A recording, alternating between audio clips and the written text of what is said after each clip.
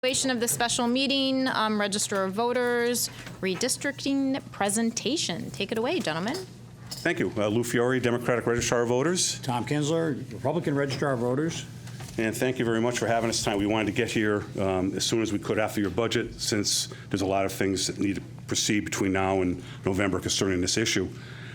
So I'm going to get right into the presentation, if I may, and then take some questions afterwards, if that works all right with everybody. So as again, you can see, this is our presentation, Registrar of Voters, for the redistricting proposal we're going to present to you tonight. Very quickly, by statute, to the best of our ability, we attempted to balance out the 4 municipal districts by overall population, not by registered voters. This can be a difficult task, as the census data is provided to us in census blocks, not by street, and some of these census blocks are even split between council districts. We were unable to account for only 278 residents out of the 40,013 residents in town. And Tom and I had a variety of different formulas that we doubled and triple checked, so we're very confident with that, which we think is really below even the 1 percentile. So we felt pretty confident with the numbers we were dealing with. Just as background, any and all proposed, and I'm sure Attorney Talbert and Town Clerk Bailey will answer any questions on this. Any and all proposed municipal district changes must be approved by the Town Council via public hearing and a resolution. In addition, during the upcoming November 2022 election, the Enfield residents must vote and hopefully approve whatever plan you guys want to adopt. It's a requirement under our town charter. If passed, these changes will be in effect for the November 2023 municipal election and for all future municipal elections after that until 2033. Should be noted that the current margin, using the 2020 census data, between the largest district, which is 2, and the smallest district, which is 1, is only 560 residents. Separating them. Thus, the council can consider leaving the current council districts in place without any changes at all. With only 560 separating them, that is an option you do have if you so desire. In the new proposed plan that Tom and I are going to present to you tonight, the margin between the largest district, which would then be 4, and the smallest district, which is 1, would only be approximately 84 residents. If you choose to not do anything, we feel that the next time this comes up, it'll be magnified. So the goal has always been, through history, to keep it as balanced as possible. And that's the way we came at it. Yeah, just by maybe kicking the can down the road. And that's a lot of us, we feel, for the demographics of the District 2 changing over time. It'll be changed more over the next 10 years. So the proposed district changes that Tom and I are proposing to you is that moving into Council District 1 from Council District 4 would be the south side of Middle Road, the east side of Beach Road, and the Mark Twain area, the cutout that most of you are pretty familiar with the current map. Moving into District 3 from District 4 would be the Cozy Street area.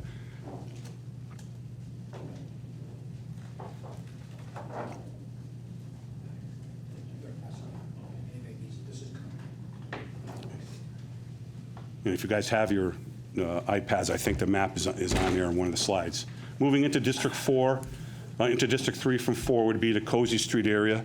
And basically, that's just one little area up there by Bacon Road that would balance out the numbers and make things within that 84 projectile. That's why we're recommending that. It really doesn't affect too many people.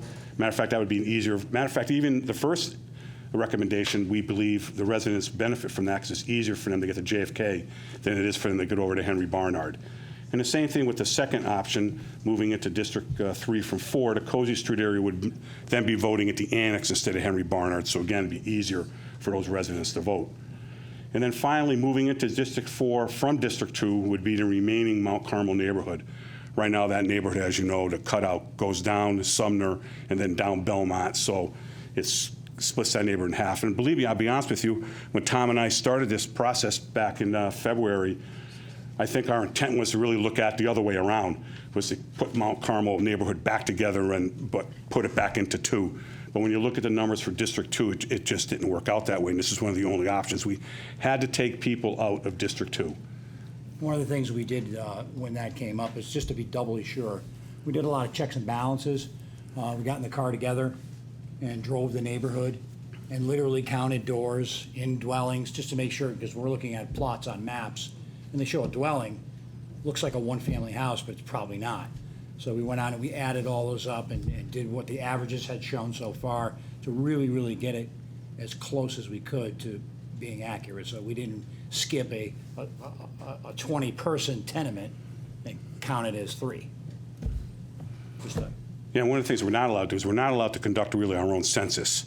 We are allowed to be able to try to verify the data that we do have. So we have to be cognizant of that when we do physical drive-bys. So we're not allowed, I'll give you a perfect example. Mayfield Place, I think you all know where that is, right out in District 4, out by Shaker Pines, a new, wonderful, beautiful apartment complex. Well, the census data only had 100 people living there. Well, we all know at this point in time, when we did our plan here, we know that more than 100 people live there. We can't take that into consideration. We have to deal with the data that was given to us. Which will be the same next time. Next time, there may be something else either going away or coming in that we have to go by the previous census the year before or 2 years before. Moving on, I want to give you these detailed numbers. In District 1, if you went with our recommendation, the new plan would have 9,935 residents. If you want to remain as is, it would have 9,710 residents. District 2, the new plan would have 9,952 residents. If you want to remain as is, it would have 10,270 residents. District 3, the new plan would have 9,882 residents. Remain as is, 9,838. District 4, the new plan has 966 residents. Remain as is, 9,917. And we want to just give you those gross numbers so you can get a feel for what we were looking at. What I have here is the current, I know it's very difficult. We actually had to scan this in and, you know. We can't see that, but you guys can on your laps. Yeah. This is the current council map. Proposal. No, this is the current that's the one current. from 2012. We wanted to give you that so you had a And start. that's what you just looked at here. And this is the proposed one. The 3 changes, I don't really have a pointer. The 3 changes are certainly that far green box to the east is, we go into District 2, and that's just to keep the boxes contiguous. There's no voters in that. That's the, goes down from Palumba over to Freshwater. That's just to keep the box, get rid of the cutout and make it more uniform. There's no voters in that box. They look square now. It looks nicer. It doesn't hurt anything.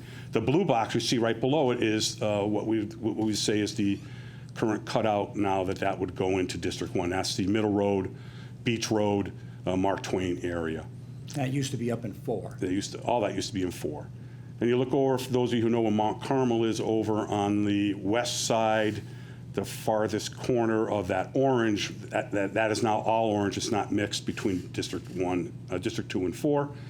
And I'm not even going to try to, those of you who know where Cozy Street and Bacon Road is, you probably can see on that map where that is. But a good example of why you do things, when I was on the council, I had the Beach Road. And that was moved strategically because it fit and it touched, so it needed to move. But the reality of it is, when you can avoid doing that because of the distance, the neighborhoods are not the same. Nobody up in 4 really has anything to do with Mark Twain unless they have an elderly parent. But people down on Beach Road do, and they care about it. So that really going over, moving its district appropriately, kind of keeps it in the neighborhood. And that's another thing you try to think about when you make any of these moves, like people getting to the polling place, as Lou mentioned before. Yeah, we really wanted to try to put some neighborhoods back together again. And our intent was to do that one way or the other. Certainly, I remember the cutout, because I worked on that 2002 plan Thank God for the prison. when we did that cutout. So Right. it'd be nice to get rid of the cutout at this point. Just to mention this, because I know that a couple of you might have some questions about this, we just wanted to throw this slide in just so that people knew, also because we know somebody might be watching on TV. Basically, the State Assembly redistricted itself, as you're well aware. We had to implement those changes. We had no say in them. We had no discussion. We were given the work to do, and we did that back in February, right after we met with you in January. We implemented these changes. So there were some minor changes made to the 58th and 59th State Assembly districts as it pertains to Enfield, major changes to that district. But as far as Enfield's concerned, and really the only changes we had to make were basically these streets were removed from the 59th and are now in the 58th. And that's, some of these streets were partially in both down through the center line, but now they're completely in the 58th. Edwards Street, Avon Street Extension, Essex Street, Beverly Street, Carlisle Street, top of Oldfield Farms, north side of Middle Road, and a portion of Hazard Avenue. Their voting location did not change. They're still going to vote at the annex, but instead of going, the state election is going into the 59th line, they now go into the 58th line. And all those residents, it's about 100, I think, give and take, were all notified by letter from us of that change and that their polling place did not change. So I thought I'd just mention that in case you get asked that question. It also smooths out the square. You know, Yeah. it was down the street, up, over, down, back down the street. Now that's been pushed back up. Yes, nice even cut out there. So again, I see my neighbor voting where I'm voting. You get less of that now. yeah, nice. I'm really glad the state implemented that change. It really makes a lot of sense, and I think it made sense for the Anfield residents. The other thing, not that it matters, but like for East Windsor in the 59, they did a major shift over there of residents. It's like 4,700 on the census moved from one to the other. Luckily in Enfield, it was just a small little tiny piece. Stuck. Yeah. Thank you, Alex. Johnny. Thank you. All right, Alex. Stay here, don't go anywhere. Yeah, thank you very much, Alex. I knew the keyboard wasn't working. So in summary, basically, as you can see, we provided you with two options. One is you can adopt the proposed plan, or you can have the current districts remain as is. I should have put a third option if you have some suggestions for us, but we're kind of running out of time on that. You got the deadline dates? I'm not sure if Sheila Bailey has a deadline dates, but as you know, as I mentioned before, you have some things to do over the summer, and usually you don't really meet in August. So recommendations for us to go back, we might not have enough time to get back to you in time for you to proceed for We have having to this go have to referendum. into SOTS, we have to have, by statute, the referendum question, if that's what's gonna happen. That has to be in September. Yeah, was that September something? The last day for the municipality to pass a question for the ballot is 9/8. Yeah, so September 8th, which is right after Labor It's a Day. November thing, but it's a September drop dead date. And as we said before, I'm pretty sure that there has to be a resolution on your part prior to that and a public hearing, and who wants to do things in August. So, but again, we're open, we don't want to say we're not open to things. So I think that's the end of our presentation. We'll take questions. Perfect, thank you. Questions, Cindy?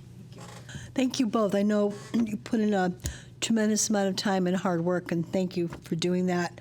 The question that I have, the next step then would be for council to decide whether to accept option 1 or 2.